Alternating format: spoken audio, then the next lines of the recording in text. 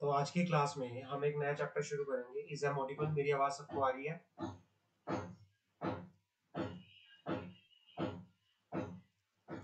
जी आज की sir. Class में हम स्टार्ट करेंगे related aspect of the company accounts. Related aspect of the company accounts. अब related aspect of the companies account, इसमें कुछ मिसलेनियस टॉपिक होंगे। बेसिकली हम किस बारे में बात करेंगे इसमें? सबसे पहले हम बात करेंगे बायबैक के बारे में। बायबैक क्या होता है? Buyback as per the provision of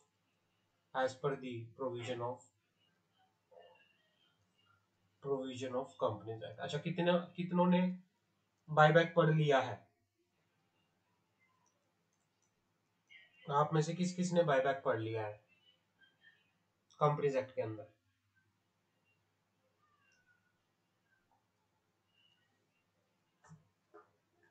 buyback आएगा इसके अंदर एस्क्रो अकाउंट आएगा। क्या होता है एस्क्रो अकाउंट? एस्क्रो अकाउंट आएगा। इसके अंदर हम बात करेंगे किसकी? ईसॉप्स की। क्या होता है ईसॉप्स? इसमें हम बात करेंगे ईसॉप्स के बारे में। ईसॉप्स के बारे में। अंडरराइटिंग क्या होती है? अंडरराइटिंग। मार्केट एप्लीकेशन क्या होता है?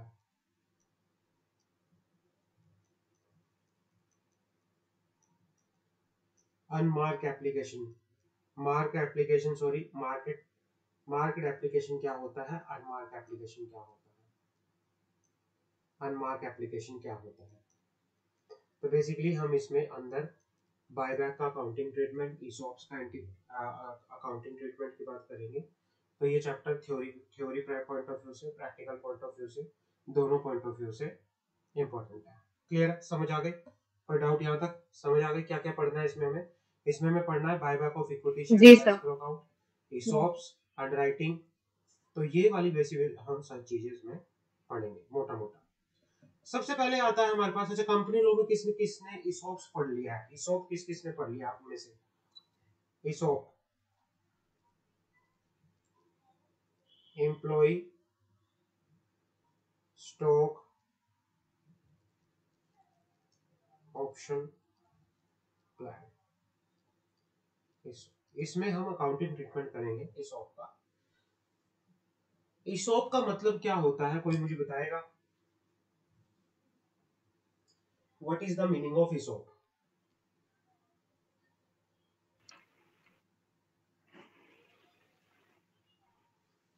Employ stock option plan. हाँ, तो क्या होता है ये? ये प्लान जो होता है ये होल टाइम डायरेक्टर को, ऑफिसर को, एम्प्लॉय को, कंपनी को दिया जाता है हाँ, मुझे उनके कोई एम्प्लॉय भी स्टॉक ऑप्शन, बेनिफिट्स के लिए, चाहे वो परचेज करें शेयर्स को। एम्प्लॉय स्टॉक ऑप्शन जो चीज होती है, ये बेसिकली कंपनी के डायरेक्टर को, जो ये प्लान होता है इसमें कंपनी के डायरेक्टर, कंपनी के एम्प्लॉय, इन लोगों को क्या किया जाता है? इनको ऑफर दिया जाता है, इनको बेनिफिट दिया जाता है। टू क्या करने के लिए? To subscribe the, to purchase और subscribe the security of the company, security of the company at a predetermined date at predetermined price। Clear है?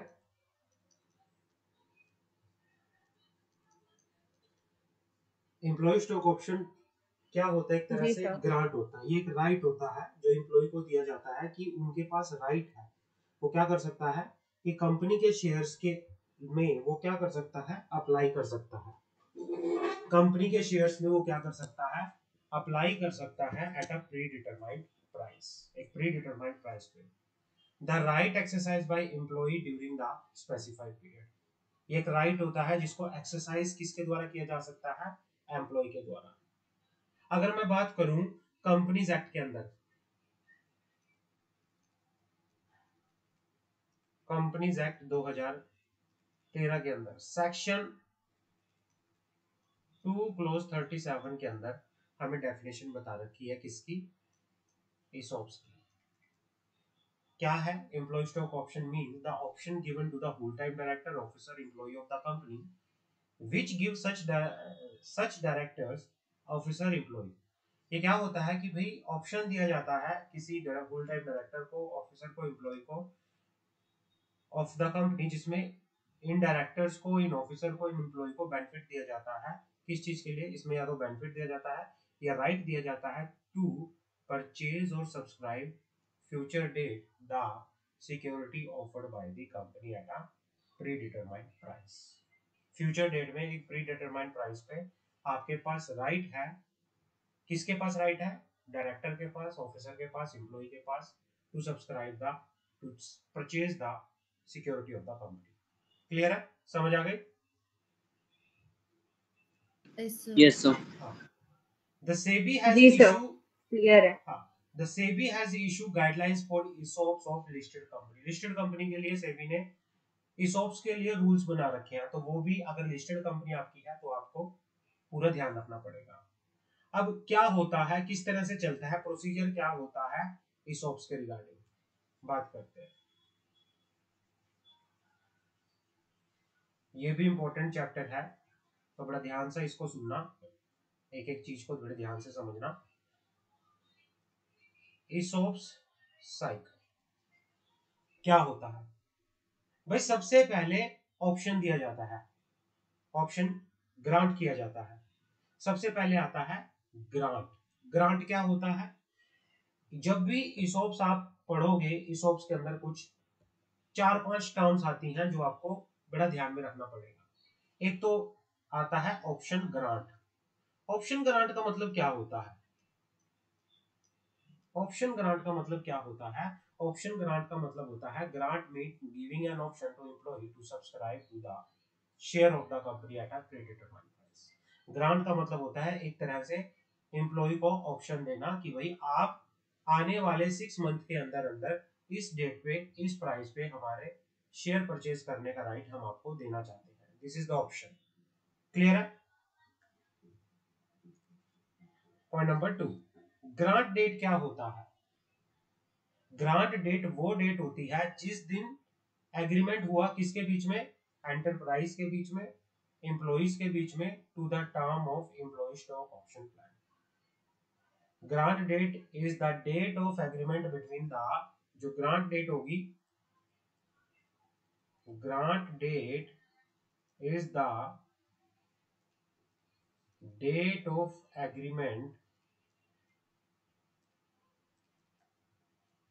बिटवीन द कंपनी, एंटरप्राइज का मतलब यहाँ पे कंपनी से है, जिस दिन कंपनी और एम्प्लॉय के बीच में ESOPs के रिलेटेड कोई एग्रीमेंट हुआ, उस डेट को बोलेंगे ग्रांट डेट। क्लियर है? तीसरा टर्म होती है वेस्टिंग। वेस्टिंग क्या होता है? The process to give right to employ to apply for shares of the company. Vesting का मतलब होता है एक तरह से प्रोसेस जिसके अंदर, वेस्टिंग का मतलब क्या होता है? प्रोसेस से होता है जिसके अंदर एक एम्प्लॉय जो है उसको राइट दिया जाता है। वेस्टिंग का मतलब उसको एक राइट देना कि वो क्या कर सकता है? अप्लाई कर सकता है कंपनी के शेयर्स के लिए। वेस्टिंग डेट क्या होती है? It is the date on which the employ become entitled to apply for the share once he has satisfied the vesting condition. मतलब जिस दिन एम्प्लॉय एंटाइटल्ड हो जाता है to apply for the shares of the company, तो वो vesting date होती है। समझ आ गई? Any doubt? No sir. Saurabh? No doubt sir. No sir, no doubt. Okay, sir vesting ये सब तो हमने ऑलरेडी कर रखा है।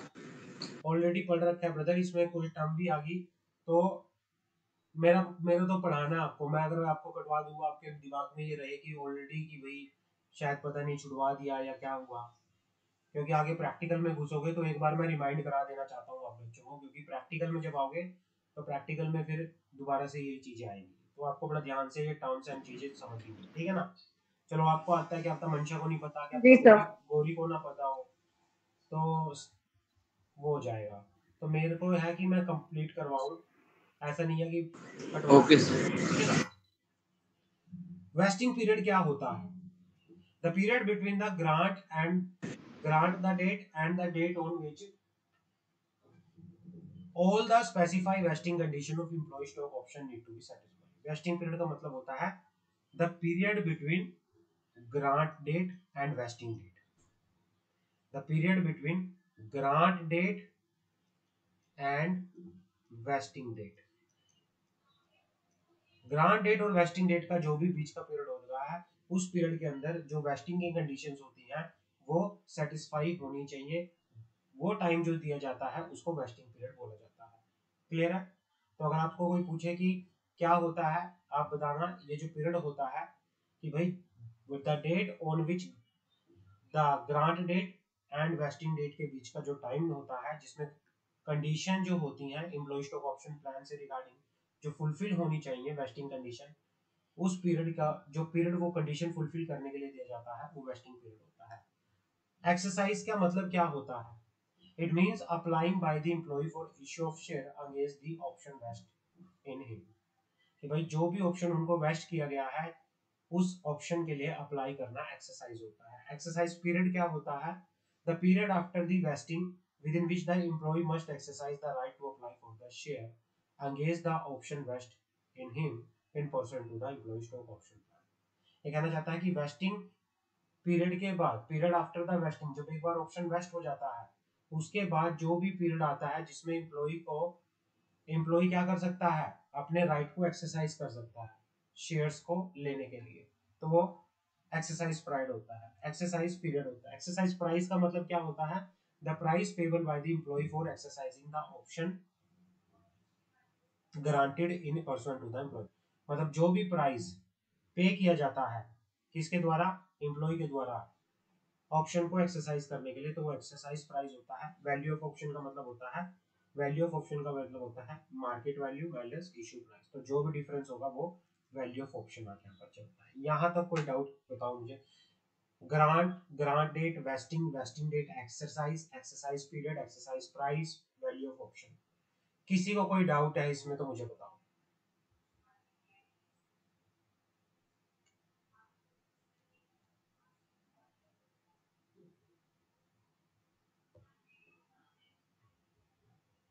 बोलो, any no doubt? Sir.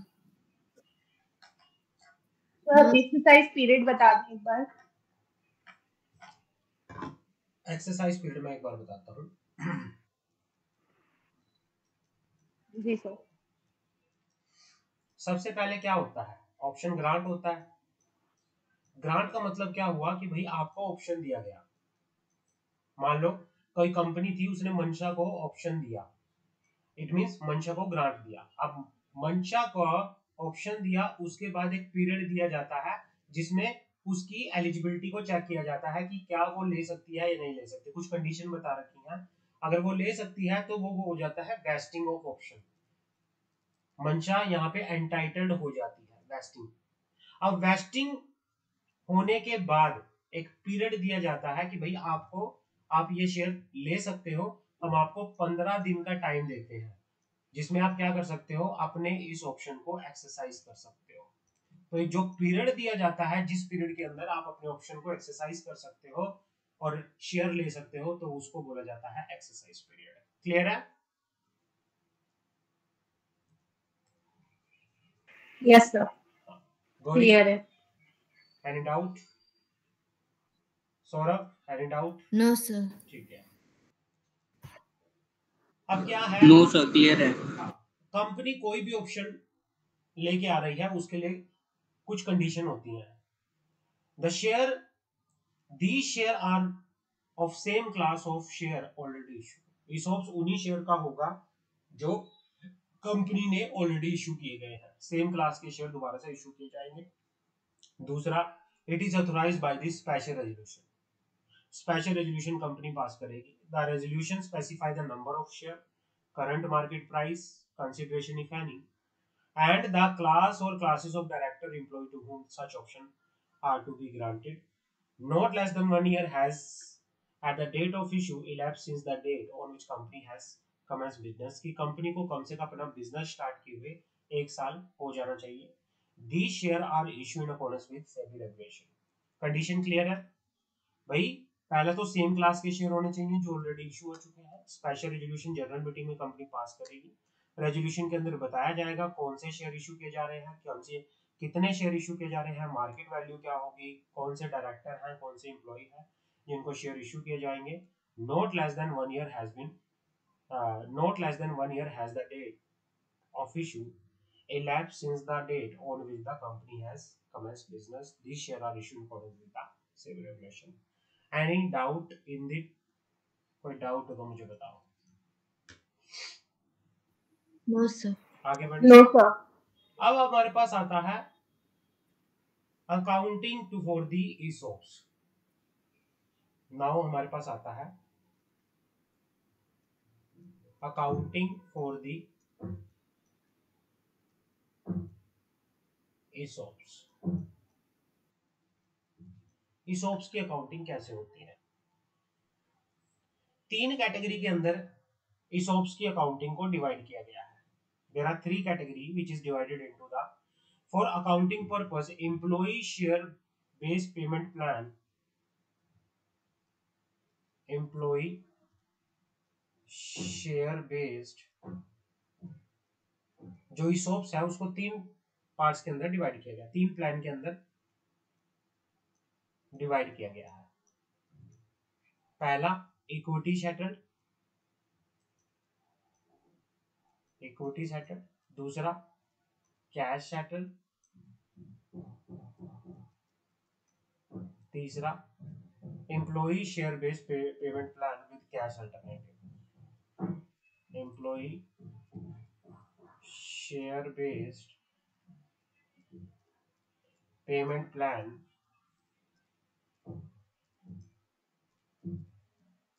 With cash alternative. बड़े ध्यान से सुनना. इक्विटी सेटल क्या होता है? कोई भी एम्प्लॉय शेयर पेमेंट कर रहे हैं, मान लो कि इक्विटी सेटल में क्या होगा, कोई भी पेमेंट अगर एम्प्लॉय को करनी है तो कंपनी ने क्या किया, पेमेंट करने के बदले में एम्प्लॉय को क्या कर दिया, शेयर इशू कर दिया. तो इस प्लान में एम्प्लॉय जो है शेयर रिसीव करता है, पेमेंट के बदले में क्या रिसीव करता है, as a payment share receive करता है. क्लियर है? Yes sir. Yes sir. Cash settle में बात करूं मैं, under this plan the employ receive cash based on the price of the enterprise share. इस वाले में कि भाई जो ESOPs कंपनी ने इशू किया उसमें कंपनी ने क्या किया, जो भी शेयर की वैल्यू थी उसके इक्विवेलेंट क्या दे दिया, एम्प्लॉय को कैश दे दिया. तो इसमें एम्प्लॉय जो है क्या रिसीव करता है, एम्प्लॉय रिसीव कैश. और उस कितना कैश रिसीव करता है, कैश कितने बराबर होगा, equivalent to the value of employ enterprise company share is equal to value of company, जितना कंपनी के शेयर की वैल्यू है.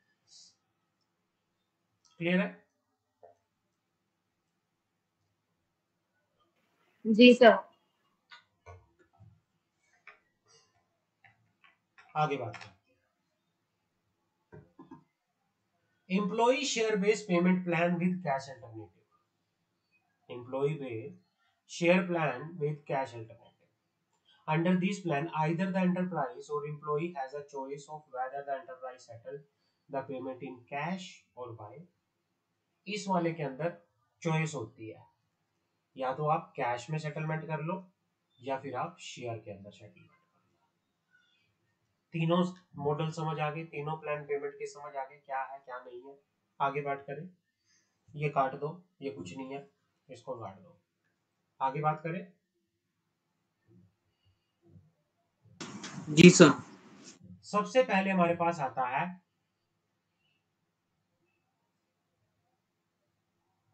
Employee settled equity settled employee share based payment plan. आपको थ्योरी में भी आ सकता है, इनको ना नोट कर लो इंपॉर्टेंट फॉर थ्योरी। जो ये पेमेंट प्लान है इंपॉर्टेंट फॉर थ्योरी, नोट कर लो। तो पहला साल हमारे पास आता है equity settled employ share based payment plan.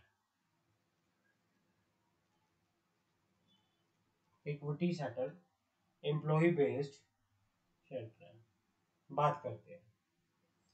Enterprise should recognise has an expense except which where service received qualify to be included as part of the cost of access. The service received in equity settled, ये कहना चाह रहा है, इसको काट दो, क्या है ये, सीधा पढ़ो इसको। Enterprise should recognise as an expense, किसको? The service receive in an equity settle employee share based payment plan when it receive the service with the corresponding credit to appropriate equity account, say stock option outstanding amount. Stock option outstanding amount. The account is transitional in nature as it get ultimately transferred to another equity account such as share capital, equity share capital, equity account, share capital, security premium account and general reserve as recommended in the guidance note. पहला चीज कह रहा है, जो ये यहां पे बड़े ध्यान से सुनना, इक्विटी सेटल्ड जो ये पेमेंट होती है, इसको कोई भी एम्प्लॉय सर्विस दे रहा है, एम्प्लॉय ने कंपनी को सर्विस दी, सर्विस के बदले में एम्प्लॉय क्या, कंपनी उसको क्या दे रही है? सर्विस के बदले में कंपनी उसको इक्विटी शेयर दे रही है, शेयर्स पेमेंट। तो इसको रिकॉग्नाइज किया जाएगा, इसको रिकॉग्नाइज किया जाएगा एज ए, कैसे, क्या रिकॉग्नाइज करेंगे इसको? Expense, expense. क्लियर है?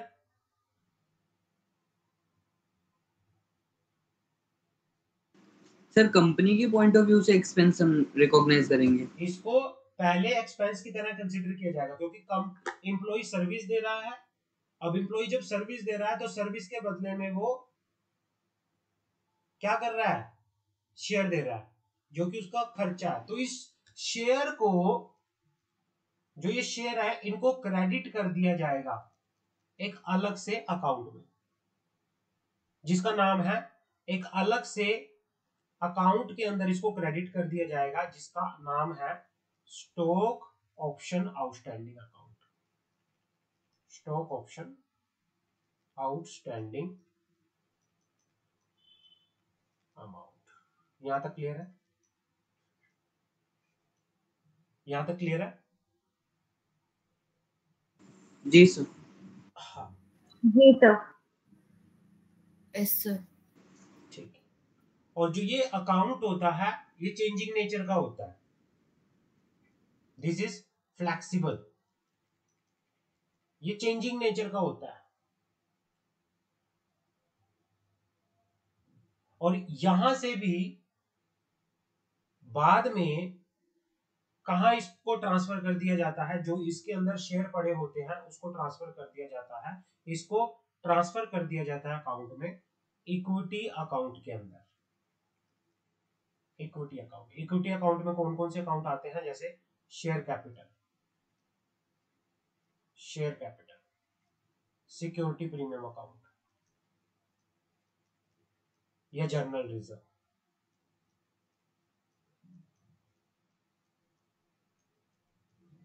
ऐसा करके कंपनी क्या कर रही है कि भाई अपनी कैपिटल को इंक्रीज कर रही है, कैपिटल इंक्रीज हो रही है ना।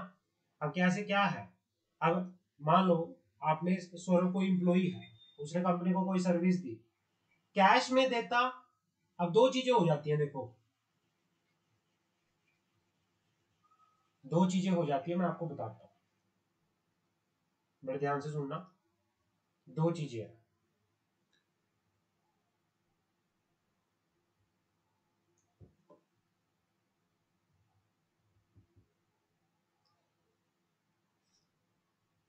Cash equity. सौरभ ने कंपनी को सर्विस दी, एम्प्लॉई है सौरभ, कंपनी को सर्विस दी, उसके बदले में इसको मिली सैलरी। सैलरी कंपनी का खर्चा है, इसको पी एंड एल में दिखा देंगे, पी एंड एल में एज एक्सपेंसेस इसको डाल दिया जाएगा।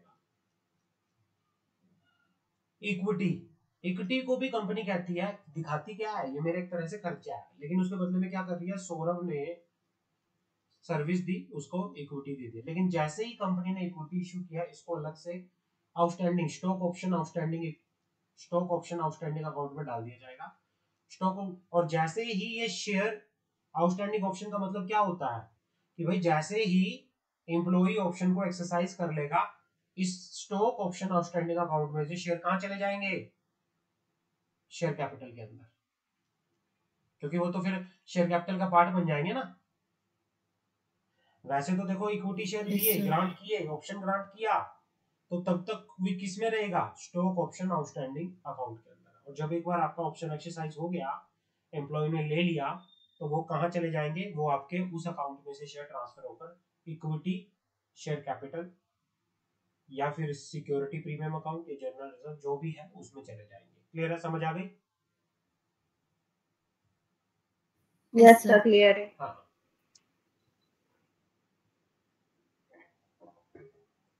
दूसरी चीज, इफ द शेयर और stock option granted vest immediately. वैसे वेस्टिंग पीरियड कितने दिन का होता है, मुझे बताओगे? वेस्टिंग पीरियड मिनिमम कितने दिन का होता है? हमने लास्ट उसमें बात की थी जब हम कंपनी लॉ पढ़ रहे थे, तो आपका वेस्टिंग पीरियड कम से कम 1 साल का होना चाहिए। इसको याद है? सर जी 6 सर, मंथ का एकदम भी हो याद है। सकता है, 6 मंथ का भी हो सकता है सर, वो 1 डिपेंड ईयर। करती है कंपनी के ऊपर। वैसे तो 1 साल का होता है, लेकिन कंपनी कभी कभी 6 मंथ्स पे भी रख देती है। नहीं, क्या वो डिपेंड कैसे करता है कि मान लो आपकी कोई कंपनी थी, कोई एक कंपनी थी, उसने क्या किया, कोई एम्प्लॉय स्टॉक ऑप्शन अपने एम्प्लॉय को दे रखा था, और लेकिन उसका वेस्टिंग पीरियड मान लो अभी 6 महीने हो चुका था, और 6 महीने होते ही ये कंपनी किसी दूसरी कंपनी के अंदर जाके मर्ज हो गई। अब जब अभी जो ऑप्शन इस कंपनी के थे वो इसमें चले गए, तो ये वाले अपने फ्रेश ऑप्शन इसको देगी, लेकिन वेस्टिंग पीरियड जो है उसका सेट ऑफ हो जाएगा, उसको पूरे 1 साल का वेस्टिंग पीरियड नहीं मिलेगा, क्योंकि 6 महीने तो इसके पास हो गया था, तो इसका सेट ऑफ हो जाएगा वेस्टिंग पीरियड कितने से, 6 महीने। तो 6 महीने यहाँ पे हो सकता है, सिचुएशन स्पेशल केसेस में। समझ आ गई?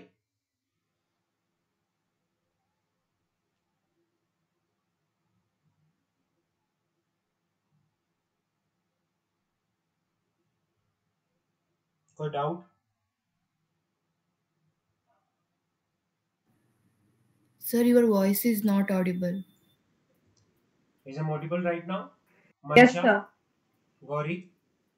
Yes, sir. जी yes sir, you sir. Are Now you are audible, sir. आपको समझ आया जो मैंने बोला अभी? लेकिन सर बीच में आपकी आवाज कट रही है। No, sir. Last point we didn't hear that. Okay, no issue.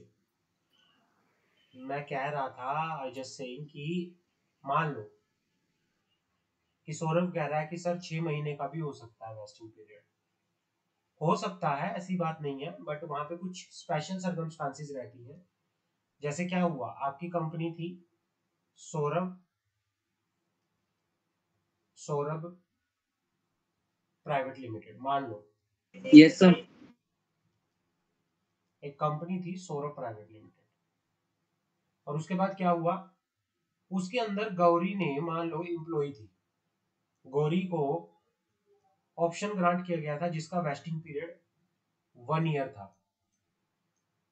मान लो गौरी को यहां पर ऑप्शन मिले हुए, ग्रांट हुए वेस्टिंग पीरियड में 6 मंथ हो चुके थे, और अभी उसके 6 मंथ पेंडिंग थे, पेंडेंसी, वेस्टिंग पीरियड चल रहा था। बट क्या हुआ, ये सौरभ प्राइवेट लिमिटेड यहां से मर्ज हो गई किसके साथ, मंशा प्राइवेट लिमिटेड के साथ। मान लो इस कंपनी के साथ ये कंपनी मर्ज हो गई, अब यहां से ये कंपनी इसमें चली गई तो अब सिर्फ मंशा है। तो जब एक बार कंपनी ये वाली कंपनी ट्रांसफर हो जाती है तो इसकी एसेट, लायबिलिटी, एम्प्लॉय सब इसमें ट्रांसफर हो जाते हैं। अब इसके इस वाली कंपनी के शेयर ये वाले दिए थे ये कैंसिल हो जाएंगे। मंशा अपने शेयर इनको गौरी को देगी। अब गौरी को जब शेयर दिए जाएंगे तो उस केस में जो मिनिमम वेस्टिंग पीरियड की रिक्वायरमेंट रहेगी तो वो कितनी रहेगी, जितना ऑलरेडी आपने इसमें कंप्लीट कर लिया है 6 मंथ, वो तो रहेगा, प्लस जितना आपका रिमेनिंग पेंडिंग पीरियड है, बैलेंस पीरियड 6 मंथ, तो आपको इसमें 6 मंथ का वेस्टिंग पीरियड मिल जाएगा 6 मंथ। तो इस अगर मंशा ने एम्प्लॉय को ऐसी सिचुएशन में शेयर दिए हैं जिसकी वजह से कि भाई आप मर्जर के थ्रू किसी को शेयर दे रहे हैं, अमलगमेशन के, तो आप सिर्फ उतने पीरियड तक का ही बैलेंस, जितना बैलेंस पीरियड बचा है उतने तक का ही आप वेस्टिंग पीरियड अलॉट करोगे। क्लियर है, समझ आ गई? जी सर। वैसे वेस्टिंग पीरियड 1 ईयर का होगा। हाँ, तो वैसे minimum okay as per sir. Law 1 year रहता है। आगे बढ़ते हैं। क्लियर है सर। इफ शेयर और stock option granted vest immediately, कई बार सिचुएशन ऐसी होती है कि कोई भी स्टॉक ऑप्शन ग्रांट किया गया था तो साथ के साथ इमीडिएटली वो क्या हो गया, वेस्टिंग में चला गया। The employ is not required to complete a specified period of service before becoming unconditionally entitled to this instrument. तो उस केस में क्या है, एम्प्लॉय को एक specified period of service complete करने की जो रिक्वायरमेंट होती है वो जरूरी नहीं है। In absence of evidence to the contrary, the enterprise should presume that service rendered by employee has a consideration for the instrument has been received। भाई वहां पे क्या रहता है, मतलब किसी को सर्विस दी और कोई ऑप्शन दिया गया, ऑप्शन ग्रांट किया गया उसकी सर्विस के बदले में, और ऑप्शन साथ के साथ वेस्ट हो गया, then there is no required, तो मिनिमम नंबर ऑफ जितना भी there is no required to complete a specified period of service. तो वहां पर एक स्पेसिफाइड पीरियड ऑफ सर्विस के कंप्लीट होने की रिक्वायरमेंट की कोई जरूरत नहीं है। व्हाट इंपॉर्टेंट इज कि भाई जो एम्प्लॉय जिस सर्विस के बदले में आप ऑप्शन दे रहे हो वो सर्विस रिसीव होनी चाहिए कंपनी के द्वारा। क्लियर है? वो मान लो एम्प्लॉय ने वो सर्विस दे दी चाहिए। भाई सौरभ किसी कंपनी में एम्प्लॉय था, सौरभ को कोई काम करने के लिए बोला गया था और कंपनी ने बोला था कि अगर आप ये सर्विस हमें दे दोगे तो हम आपको शेयर इशू करेंगे उस सर्विस के बदले में। तो अगर कोई ऐसे ऑप्शन ऐसे होते हैं कि जिसको वेस्टिंग पीरियड क्यों दिया जाता है, वेस्टिंग पीरियड इसलिए दिया जाता है कि भाई ऐसा तो नहीं है, कई बार किसी को कोई काम दे दिया गया और काम इतना बड़ा था कि उसको करने में 2 महीने 3 महीने 3-4 महीने जा रहे हैं, तो उस सिचुएशन में तो एक साथ ऑप्शन नहीं दिए जा सकते ना, जब काम हो जाएगा तभी ऑप्शन दे पाएंगे। तो उस सिचुएशन में क्या होता है कि अगर किसी को मान लो ऑप्शन दिया गया और साथ के साथ वेस्ट हो गया तो वहां पे सिर्फ एक ही चीज चेक की जाती है कि भाई अगर जिस सर्विस के लिए हम ऑप्शन दे रहे हैं वो सर्विस कंपनी को मिल गई है या नहीं मिल गई, वो चेक किया जाएगा। क्लियर है, समझ आ गई? जी sir. Point number 3, if the share or stock option granted do not vest until the employee complete a specified period of service, the enterprise should presume that the service to be treated as employee as a consideration for those instrument will be received in the future during the vesting period। ये कहना चाह रहा है कि जो share या stock option grant किए गए हैं और अभी वो वेस्ट नहीं हुए, जब तक कि सर्विस, मान लो इसको सौरभ को कोई प्रोजेक्ट दिया गया, मान लो कोई काम करने के लिए दिया गया, लेकिन वो प्रोजेक्ट कम से कम 6 मंथ्स लेगा। इसको काम दिया गया उसी दिन इसको बोल दिया गया कि भाई जब ये काम हो जाएगा हम आपको क्या करेंगे, ऑप्शन देंगे, ऑप्शन आपको मतलब शेयर देंगे। तो उनको ना ऑप्शन ग्रांट कर दिया गया, इसको ऑप्शन दे दिया गया भाई आप शेयर ले सकते हो, लेकिन शेयर वो इसका वेस्टिंग पीरियड कब तक चलेगा, इसका वेस्टिंग पीरियड तब तक चलेगा कि जब तक ये अपनी सर्विस कंप्लीट नहीं कर देता। समझ आ गई? तो फिर आप क्या कहते हो कि भाई हम जो भी इसको शेयर देंगे वो फ्यूचर में जब ये कंप्लीट कर लेगा चीजें तब इसको हम ऑप्शन दे देंगे, इसको शेयर ये दे देंगे। क्लियर है? If the share or stock option granted not vest until the employee complete the specific period of service, the enterprise should presume that The service to be rendered by employee has a consideration for those instrument will be received in the future. जो consideration है employee future में receive करेगा during the vesting period के दौरान. Clear है? कोई doubt हो तो मुझे बताओ. जी sir clear. Point number 2 and 3 समझ आ गया आप लोगों को? किसी का कोई डाउट हो तो मुझे बताओ.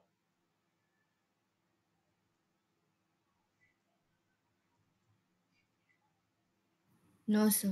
नो क्लियर है सर. आपका ना जो आपको चलो आपको पैसा कब मिलता है? मान लो आपने कोई काम किया तभी पैसा मिलेगा आपको.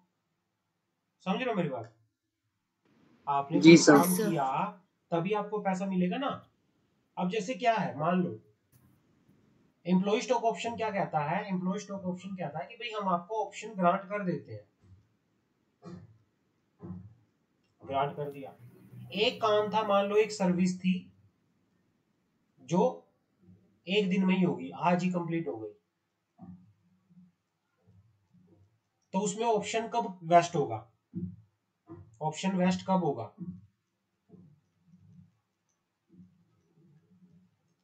ऑप्शन वेस्ट इमीडिएटली हो जाएगा भाई.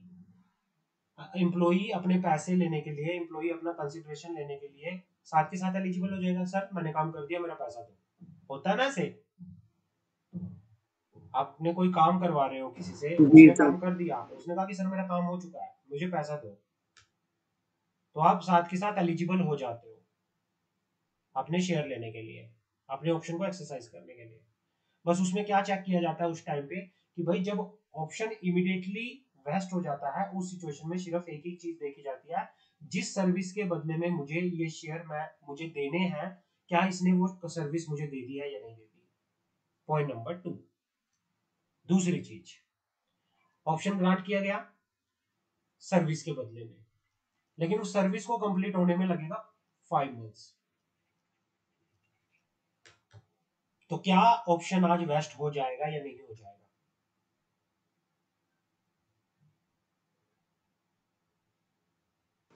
क्या सर आफ्टर 5 मंथ होगा ना? भाई उसमें क्या होगा, उसमें ये बोला जाएगा कि भाई जो भी हम ये कंसीडरेशन देंगे, शेयर हैज अ कंसीडरेशन जो देंगे, ये फ्यूचर में देंगे जब एक बार ये अपनी सर्विसेज को दे देगा, रेंडर कर देगा. सर्विस देने के बाद इसका वेस्टिंग पीरियड जब ये कंप्लीट हो जाएगा, उसके बाद इसका जब ये वेस्टिंग आ जाएगा, इसके पास वेस्ट हो जाएंगे इसको, तब इसके पास हम क्या करेंगे कि भाई ये नाउ ये एलिजिबल है. अब इसके पास ऑप्शन है, या तो ये ले ले या ना ले, या तो पैसा ले ले या शेयर ले ले, जो भी आपका ठीक है. यहां तक कोई डाउट हो तो मुझे बताओ. ये इक्विटी सेटल्ड है. नो सर क्लियर है. नो सर क्लियर है. क्लियर है? Yes, sir.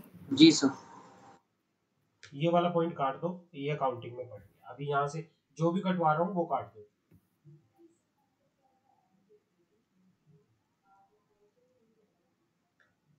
आगे बढ़े.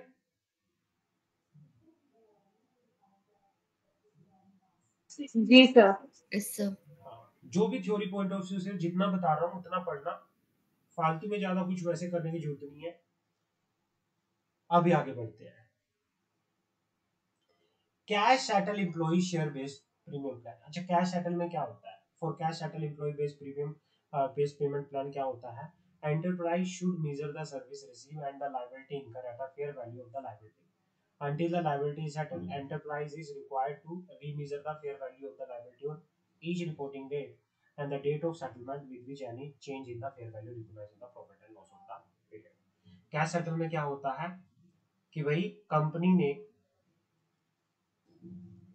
मान लो कंपनी ने सौरभ एम्प्लॉय था, कोई काम दिया, एनी वर्क, ठीक है, सौरभ को कोई काम दिया कंपनी ने. अब कंपनी ने सौरभ को बोला कि भाई आप हमें सर्विस दो, सर्विस के बदले में हम आपको जो भी हमारी इक्विटी शेयर की फेयर वैल्यू होगी, जिस दिन आप सर्विस कंप्लीट कर दोगे उस दिन जो भी हमारी इक्विटी शेयर की वैल्यू होगी उसके बराबर हम आपको कैश में पेमेंट करेंगे, ठीक है ना। अब जब तक सर्विस चलती रहेगी हर दिन डेली बेसिस पे, मान लो आज सौरभ ने काम करना शुरू किया, कंपनी आज देखेगी कि भाई यहाँ पे लायबिलिटी का मतलब क्या है, लायबिलिटी का मतलब है यहाँ पे इक्विटी शेयर की वैल्यू। तो उस दिन कंपनी क्या करेगी, उसकी fair value of equity shares check करेगी। दूसरे दिन भी सौरभ काम कर रहा है, उस दिन भी फेयर वैल्यू चेक करेगी। तीसरे दिन भी सौरभ काम कर रहा है, उस दिन भी फेयर वैल्यू चेक करेगी। हर दिन कंपनी फेयर वैल्यू चेक करेगी और जब काम कंप्लीट हो जाएगा उस दिन पर जो फेयर वैल्यू कैश की आएगी उसमें फिर ये क्या करेगा, कंपनी सौरभ को कैश में पेमेंट करेगी। क्लियर है? और जो सर भी, हाँ सर यहाँ पे शेयर्स की वैल्यू डेली देखी जाएगी या फिर एट द एंड जब हम पेमेंट करेंगे उस टाइम पे देखी जाएगी? रेगुलरली रिव्यू की जाएगी। मान लो डेली। सौरभ को बोल दिया गया भाई देख सुन, तुझे हम आपकी सर्विस के बदले में जो हमारी फेयर वैल्यू है ना शेयर की वो दे देंगे, आप काम कंप्लीट करो, जो भी फेयर वैल्यू हमारी होगी वो दे देंगे। मान लो आज सौरभ ने देखा हमारे कंपनी के शेयर की वैल्यू 120 की थी, फेयर वैल्यू 120 की, तो सौरभ 100 माइंड में लेके बैठ गया कि ये तो 120 है। लेकिन जिस दिन सौरभ ने कंप्लीट सर्विस कंप्लीट की उस दिन फेयर वैल्यू थी 140 रुपए।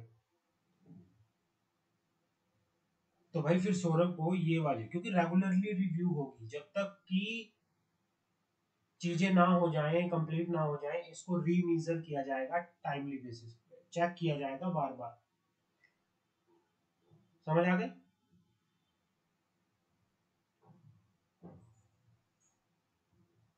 जी सर। जब तक लायबिलिटी सेटल नहीं हो जाती, जब तक कि पेमेंट नहीं हो जाती, तो इसको प्रॉपरली क्या किया जाएगा, रिव्यू किया जाएगा, चेक कर दिया जाएगा। क्लियर है? Yes, sir. हाँ, आगे बढ़े। तीसरा, third, employee share based payment plan with cash alternative. Yes जी सर। इसके अंदर क्या होता है, sir. Employee share based payment plan and cash alternative.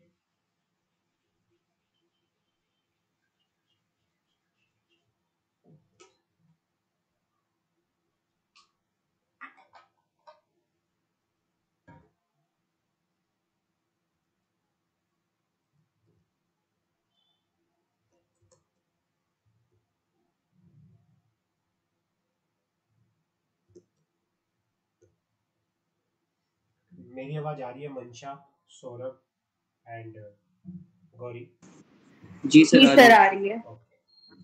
Employ share based Yes, sir. Payment plan and cash alternatives, इसके अंदर क्या होता है, इसके अंदर आपके पास चॉइस होती है। For employee share based payment plan in which the term of agreement arrangement provide either the enterprise या employee with a choice of whether the enterprise settle the transaction in cash, या तो जो भी service employ दे रहा है या तो उसको सेटल कर दिया जाएगा कैश में या फिर उसको शेयर इशू कर दिए जाएंगे।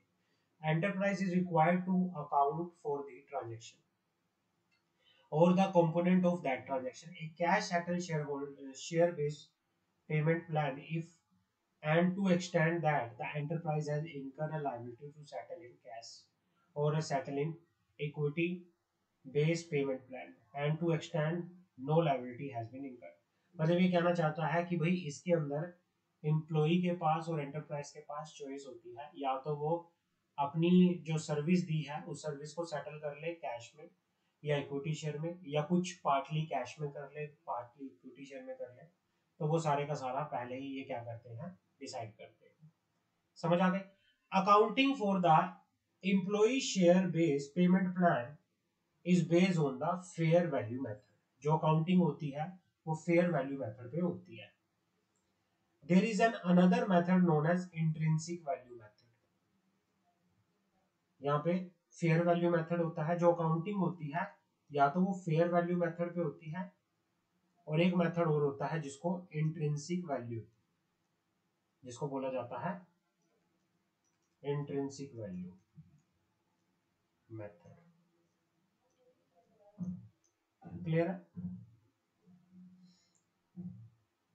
जो काउंटिंग की जाती है कि भाई जो शेयर बेस्ड पेमेंट प्लान होगा, तो जो शेयर की वैल्यू डिसाइड की जाएगी वो कैसे डिसाइड की जाएगी, या तो वो फेयर वैल्यू मेथड से की जाएगी या फिर इंट्रिंसिक वैल्यू मेथड से की जाएगी।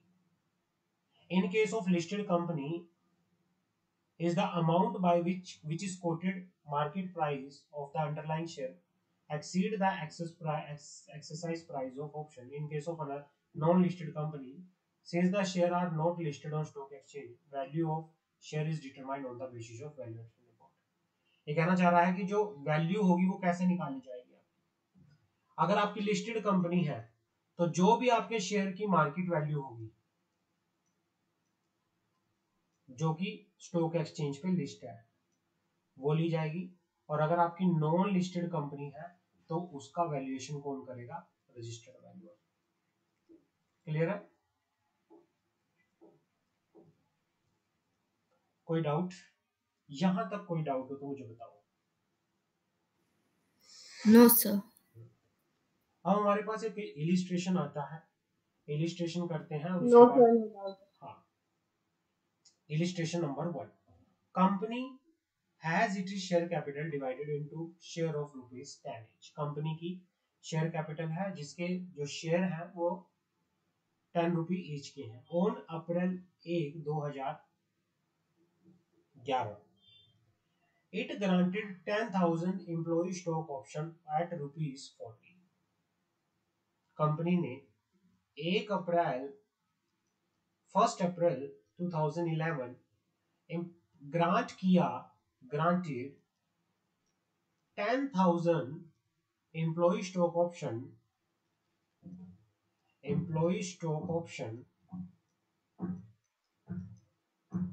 at ₹40 when the market price was, market price क्या था, market price was 130। क्लियर है? Option were to be exercise between, जो ऑप्शन एक्सरसाइज करना था, एक्सरसाइज पीरियड कितना था, exercise period was 15 day of March 2012 से लेके 31 मार्च 2012, ये पीरियड था जिसमें ऑप्शन को एक्सरसाइज करना था। Employee exercise option for 9500, exercise कितना किया ऑप्शन, एक्सरसाइज की कितना किया ऑप्शन, 95 शेयर्स का। The company close it books of account 31 March, तो जर्नल एंट्री क्या होगी, जर्नल एंट्री क्या होगी। तो सबसे पहले हमारे पास एंट्री बनेगी कि भाई इसमें आपको जो इसॉप्स के ऑप्शन थे उसकी एंट्री करनी है आपको। इसॉप्स की जो हमने एंट्री पहले भी की है वो बात करते हैं, करें शुरू। अच्छा, इसॉप्स के अंदर क्या होता है, इसॉप्स के अंदर जो एम्प्लॉय को शेयर इशू किए जाते हैं वो एक प्री डिटरमाइंड प्राइस पे किए जाते हैं, एक बेनिफिट दिया जाता है जिसकी वैल्यू एक तरह से डिस्काउंटेड वैल्यू में ही इशू किए जाते हैं। मेजरली एम्प्लॉय को जो शॉप्स के अंदर शेयर इशू किए जाते हैं वो कम प्राइस पे ही एक तरह से इशू किए जाते हैं। तो जब इशू किए जाएंगे तो उसकी एंट्री किस तरह से होगी। अच्छा, कितने ऑप्शन एक्सरसाइज हुए, कोई मुझे बताएगा?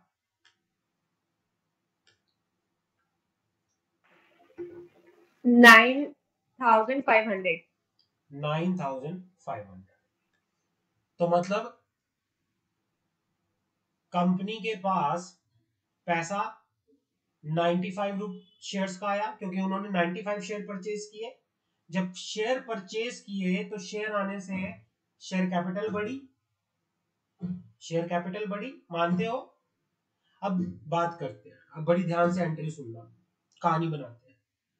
इन्होंने कहा भाई जो ऑप्शन एक्सरसाइज हुए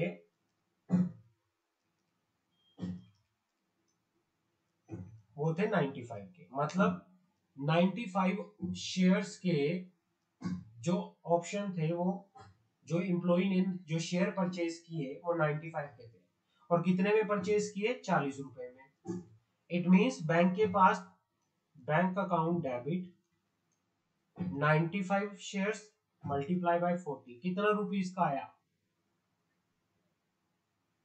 ये आया हमारे पास 3,80,000, इतना आया। To share capital, bank account debit to share capital, जैसे हम इशू ऑफ शेयर के टाइम पे एंट्री करते थे, अगर आपने लमसम में किया है तो आप करते थे bank account debit to share capital. Share की वैल्यू कितनी है? शेयर कैपिटल की वैल्यू कितनी है? 10 रुपए की। 9500 मल्टीप्लाई बाय 10, 95,000। एक्स्ट्रा कितना? एक्स्ट्रा आपके पास कितना?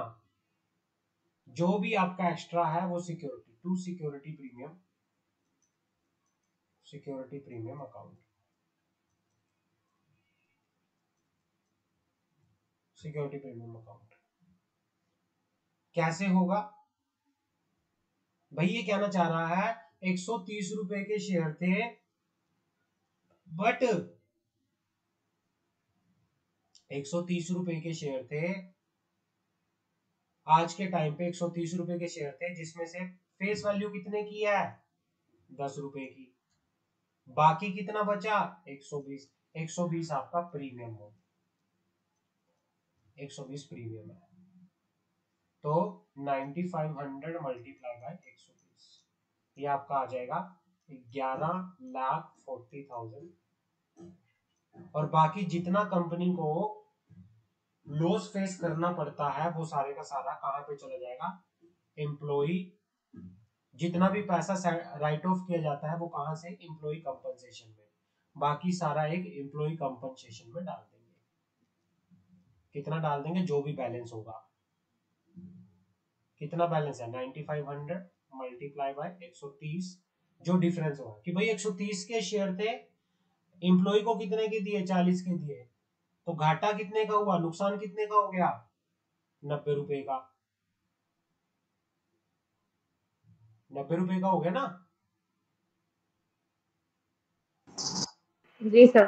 हाँ, Yes, 90 sir. रुपए का घाटा हो गया, तो इसको एम्प्लॉय कंपनसेशन में डाल दिया जाता है कि हमने एम्प्लॉय को कंपनसेट किया है, उसकी सर्विस के बदले में हमने एम्प्लॉय को कंपनसेट किया है, तो वो एम्प्लॉय कंपनसेशन में आ जाएगा। जब भी ऑप्शन एक्सरसाइज होता है, एक्सरसाइज की एंट्री ये रहती है, हमेशा ध्यान रखना। बैंक, सबसे पहले आपको देखना है कि कितने के ऑप्शन ग्रांट किए गए थे, कंपनी के शेयर की वैल्यू क्या थी, कितने ऑप्शन एक्सरसाइज किए गए, कितने रुपए में ऑप्शन दिए गए थे, मार्केट वैल्यू कितनी है, ये चीजें आप लोगों को ध्यान रखनी है। जिसने ये चीजें ध्यान रख ली वो आराम से। अब ये जो था ये लॉस था, एक तरह से कंपनी के लिए ये लॉस था, तो कंपनी ने इसको कहां ट्रांसफर कर दिया? Profit and loss account debit to the employee compensation account. इस सारे लॉस को प्रॉफिट एंड लॉस अकाउंट में डाल दिया। क्लियर है?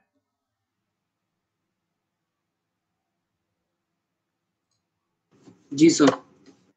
हमेशा अकाउंटिंग तो एक यस लैंग्वेज सर, है, क्लियर है। सारे का सारा जो मैटर छिपा होता है वो आपके क्वेश्चन में ही छिपा होता है।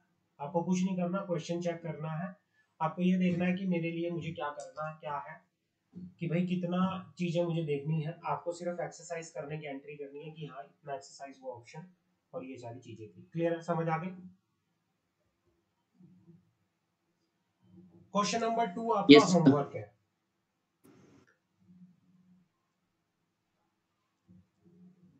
क्वेश्चन नंबर 2 आपका होमवर्क है, इसको करना। जी सर। कोई डाउट हो तो बताना मुझे। Gauri, understanding my point?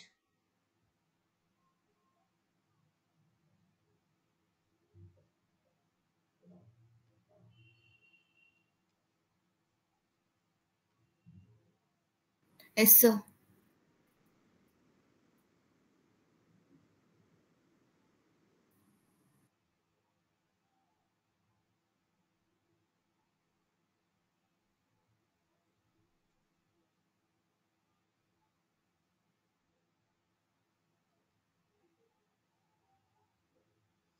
जो आपका क्वेश्चन नंबर 2 और 3 बनेगा वो किस पे बनेगा?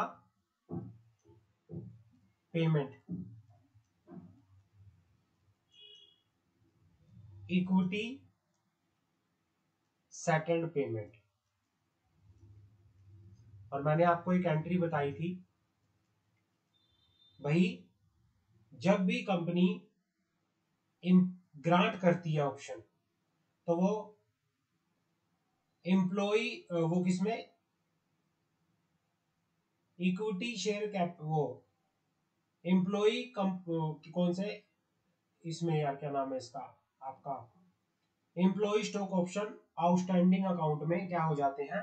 ट्रांसफर हो जाते हैं। और जब भी एम्प्लॉय अकाउंट जो भी वो पैसा होता है जो एम्प्लॉय स्टॉक ऑप्शन आउटस्टैंडिंग में जब ऑप्शन ग्रांट किया जाता है तो वहां से फिर आप कहां ट्रांसफर कर देते हो? या तो सिक्योरिटी प्रीमियम, जनरल रिजर्व, या फिर आपका शेयर कैपिटल के अंदर। और यहाँ पे जो मेथड रहेगा इक्विटी सेटल्ड पे आउट मेथड आपका है कि भाई कंपनी ने उनको इतना शेयर ग्रांट किया ऑप्शन के अंदर, वो सारी बातें हैं सारी की सारी इसमें। एक बार इनको पढ़ना, कल मैं क्लास में जो परसों की क्लास हमारी होगी मंडे या ट्यूसडे सॉरी, तो उसमें इसको हम डिस्कस कर लेंगे। समझ रहे हो मेरी बात? खुद से दिमाग लगा के एक बार बात करना, इनको पढ़ने की ट्राई करना कि भाई क्या है इसके अंदर लिखा हुआ। अगर कोई डाउट आता है तो जी फिर सर। नेक्स्ट क्लास में मैं आप लोगों को करवाने को करवा सकता हूँ मैं अभी बता के, अभी आपको समझ भी आ जाएगा, लेकिन बाद में भूलोगे। खुद से करोगे और बाद में डाउट लेके समझोगे तो बहुत जबरदस्त समझ आएगा। मानते हो या नहीं? जी सर। तो इसको घर से एक बार प्रैक्टिस करना, एक एक चीज को। अगर समझ नहीं आया तो नेक्स्ट क्लास में फिर इसको कर लेंगे। ठीक है, समझ रहे हो? Gauri,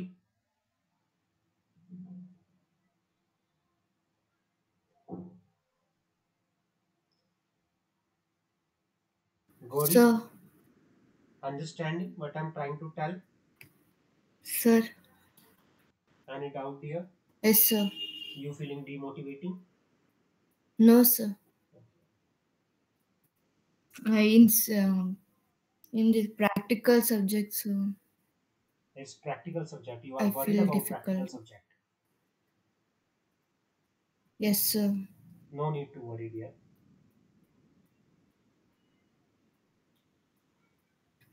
Okay, sir.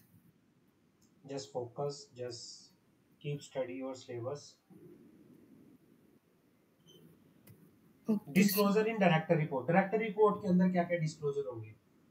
कितने ऑप्शन ग्रांट हुए, प्राइस फॉर्मूला, ऑप्शन कितना वेस्ट हुआ, ऑप्शन कितने एक्सरसाइज हुए, टोटल नंबर ऑफ शेयर, जो हम कंपनी लॉ में भी पढ़ चुके हैं कि भाई एक्सप्लेनेटरी स्टेटमेंट में क्या जाएगा, डायरेक्टर रिपोर्ट में क्या क्या इन्फॉर्मेशन जाएगी, ऑप्शन लैप्स कितने हुए, variation in terms of option, money realise by exercise of option, total number of option in force, employee wise detail of option granted, senior manager personnel को कितना option दिया गया,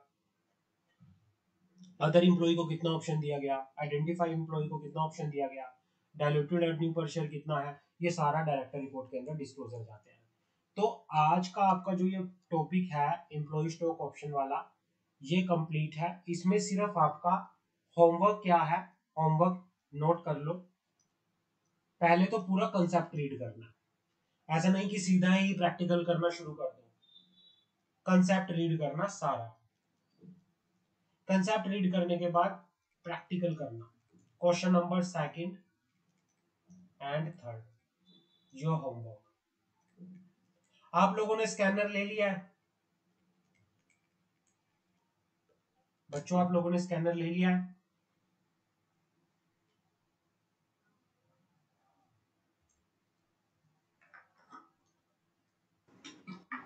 नहीं सर, अभी तक नहीं। ले लो ब्रदर, क्योंकि प्रैक्टिकल की आपको वो भी तो करनी पड़ेगी ना, रिवीजन वगैरह। तो कहाँ से करोगे?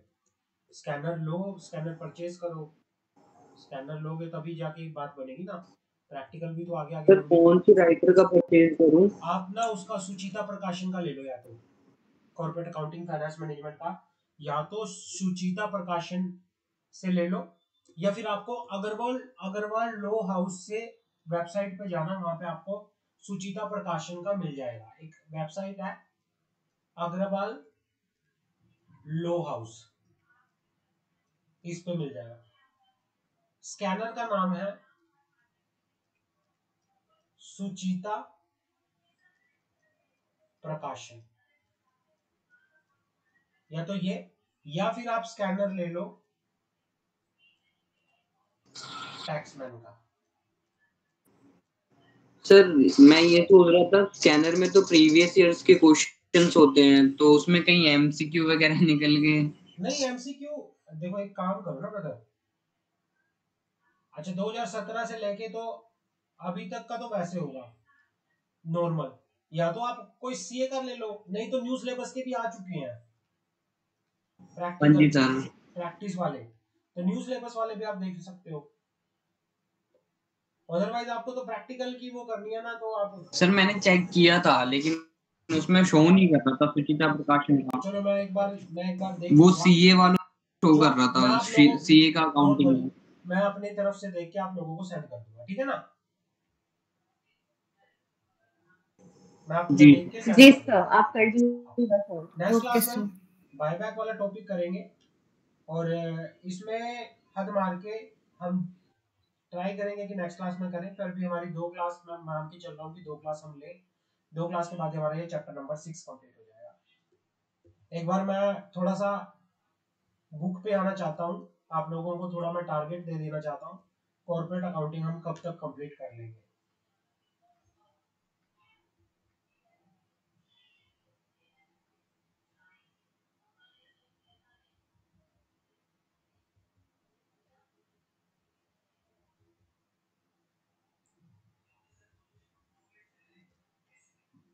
बस ये चैप्टर कंप्लीट है, ये कंप्लीट हो चुका है, ये कंप्लीट हो चुका है, मुझे गौरी को कराना है। और भाई सौरभ, तुमने कौन सी क्लास में ज्वाइन करा था?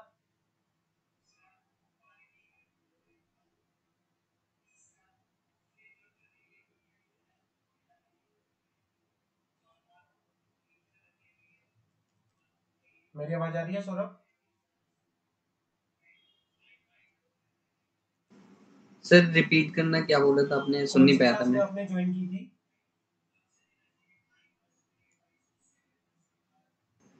सर ये क्लास में ज्वाइन करी थी। हाँ, वॉइस ब्रेक हो रहा है आपका, आवाज नहीं आ रहा मुझे। सर थर्ड चैप्टर चल रहा था। थर्ड चैप्टर चल रहा था, ओके, कोई नहीं यार। मंशा, आपने कौन सी क्लास में ज्वाइन किया था?